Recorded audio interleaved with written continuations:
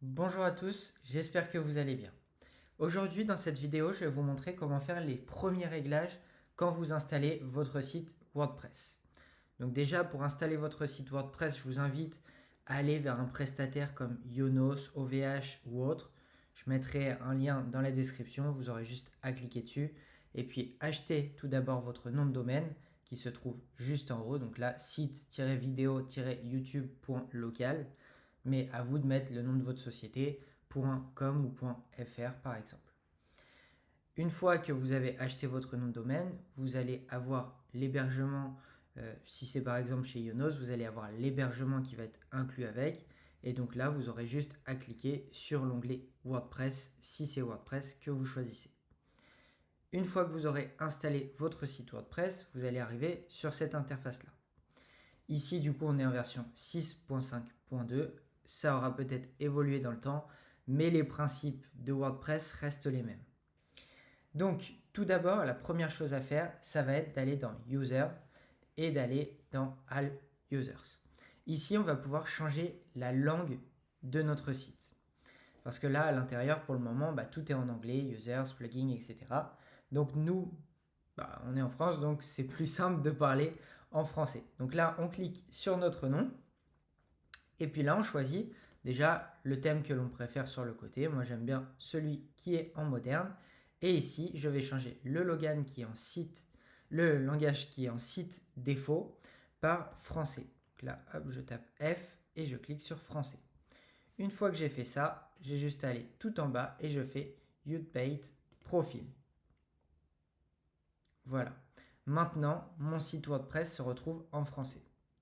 Donc là, vous voyez accueil, mise à jour, articles, médias, pages, etc., etc.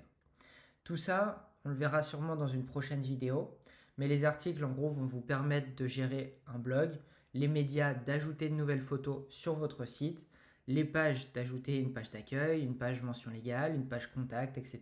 dessus. Les commentaires, de répondre aux commentaires qui ont été faits sous les articles.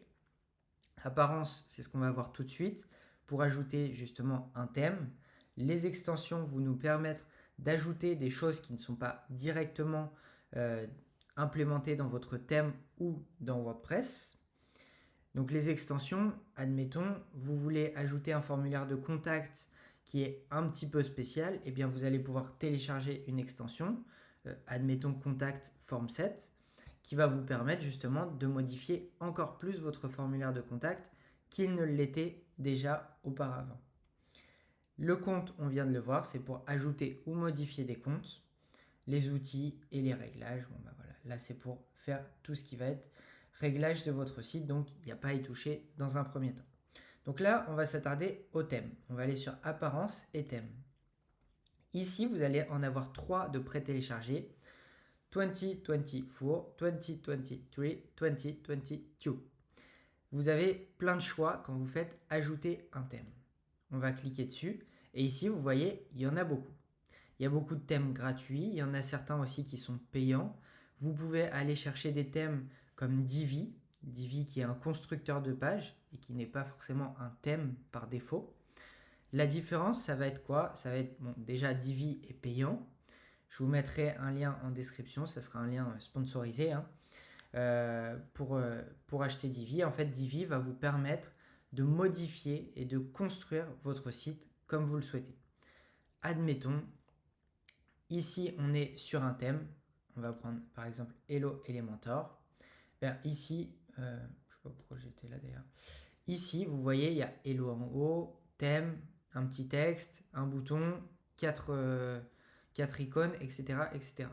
Et bien ça, vous ne pourrez pas vraiment les changer. Vous pourrez juste changer les icônes, changer les textes, changer les photos, changer la typographie par exemple, mais vous ne pourrez pas forcément changer l'emplacement des choses.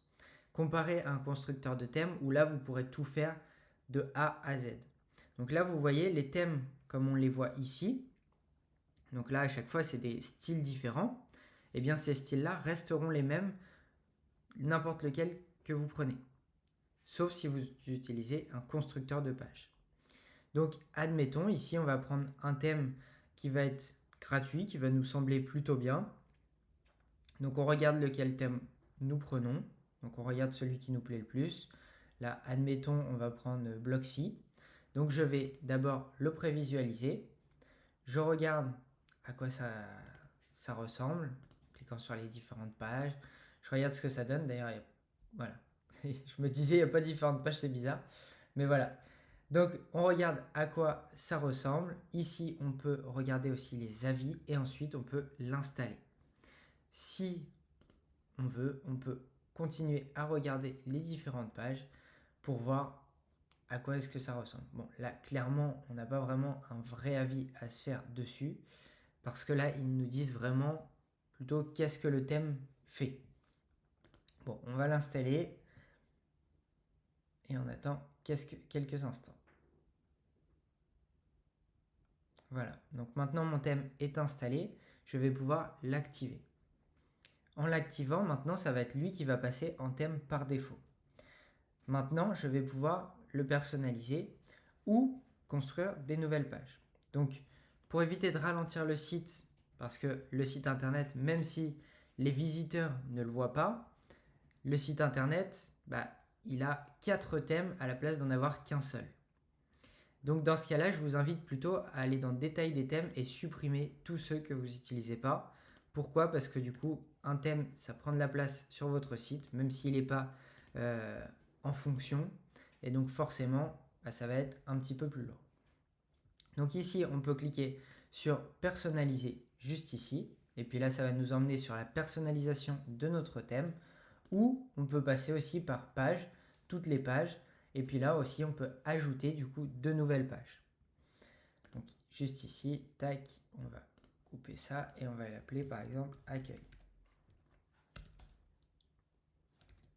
Ouais. Tac. Et donc ici, maintenant qu'on est sur notre page d'accueil, on va pouvoir ajouter des blocs. Donc ici, vous faites ajouter un bloc et vous choisissez le bloc qui vous intéresse. Paragraphe, image, titre, citation, galerie, etc.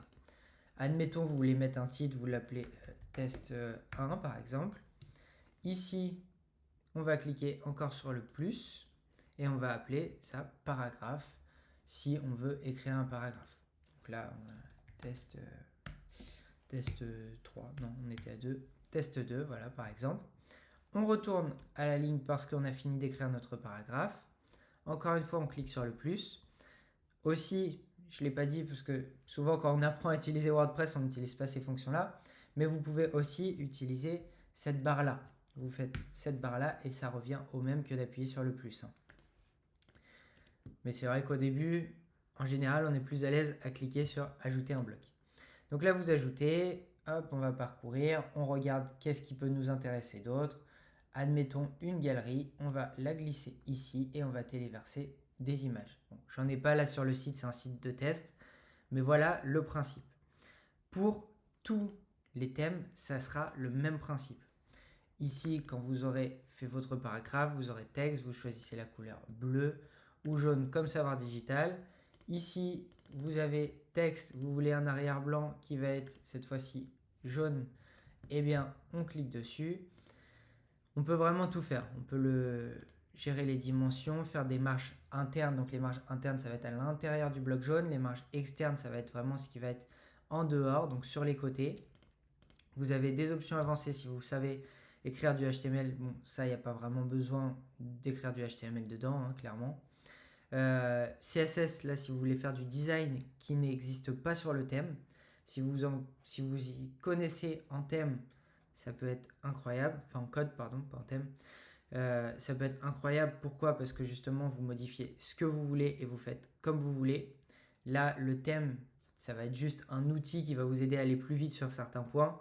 Mais si vous savez faire du CSS, clairement, question design, vous pouvez faire ce que vous voulez et ça donnera ce que vous voulez.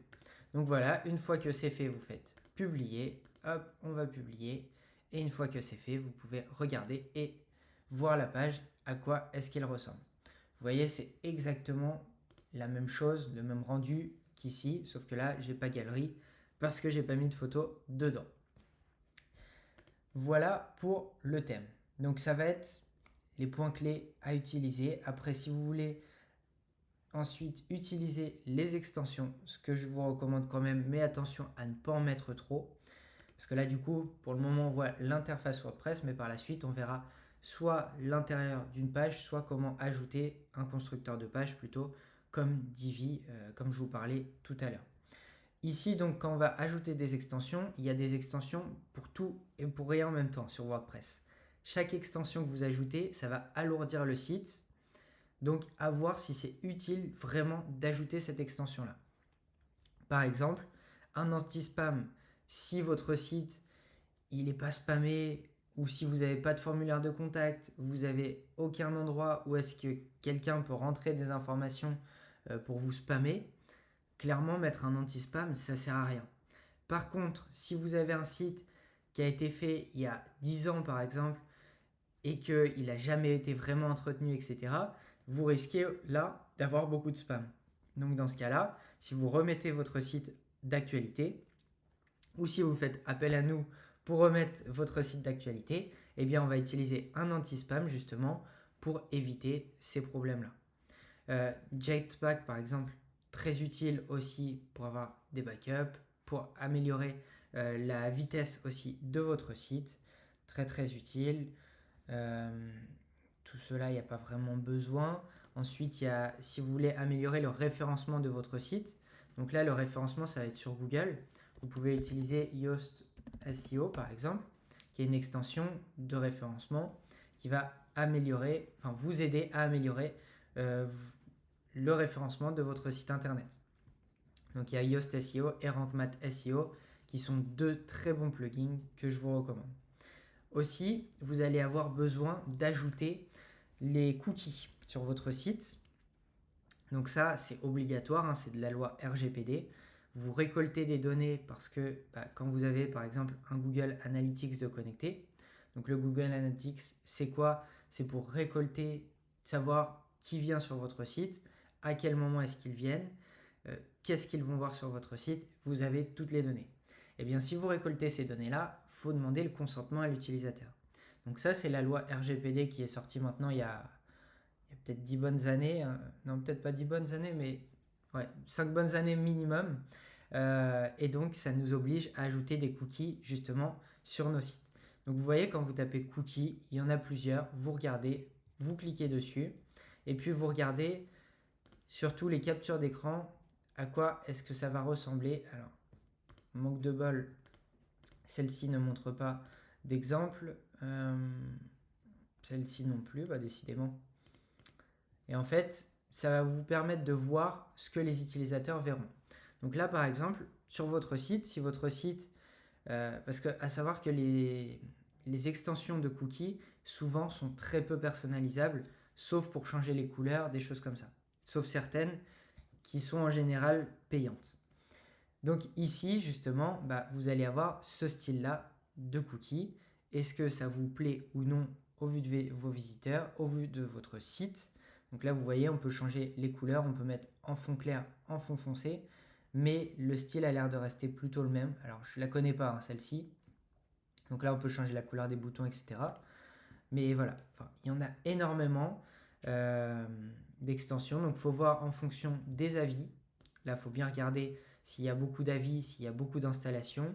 Si les mises à jour sont faites régulièrement, parce que si les mises à jour sont faites il y a 4 ans, dites-vous qu'il y a sûrement des failles de sécurité quelque part.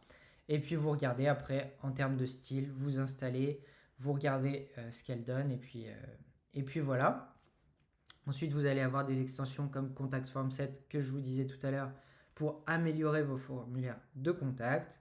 SSL, si vous passez par exemple par Ionos, etc., vous aurez déjà un certificat SSL, donc il n'y aura pas besoin de l'ajouter. Donc ça sera fait. Moi, l'extension que j'utilise le plus souvent, c'est Acceptio pour les cookies, hein. Acceptio, clairement, vous avez déjà dû le voir assez souvent. C'est les petits cookies ici c'est assez beau, je trouve. Visuellement, c'est plutôt beau. On peut changer les cookies là qui dansent. On peut changer le texte, on met ce qu'on veut. Ici, on peut refuser, choisir ou accepter parce que, attention, il y a beaucoup d'extensions qui sont là. Mais le problème, c'est qu'il y en a aussi beaucoup qui sont plus à jour par rapport aux nouvelles lois. Il y en a beaucoup où on ne peut pas choisir nos préférences en matière de cookies. Et donc ça maintenant, c'est plus légal, on est obligé de pouvoir laisser un choix à l'utilisateur. Donc là, vous voyez ce que ça donne, l'extension de cookies. Franchement, je la trouve plutôt belle. Il y a une partie payante, ça va être en fonction du nombre de visites que vous aurez sur votre site. Donc voilà, bon, c'était tout pour cette vidéo. Je vous ferai une vidéo plus en détail pour la construction du coup d'un site complet. Donc voilà, donc c'était tout pour cette vidéo. Je vous dis à bientôt, c'était Quentin. Et puis si vous avez besoin d'une gestion des réseaux sociaux ou de la création d'un site internet pour votre entreprise, n'hésitez pas à faire appel à Savoir Digital. C'est notre agence de communication. On est basé sur Rouen et on est spécialisé dans ces deux domaines. Je vous dis à bientôt pour une prochaine vidéo. C'était Quentin.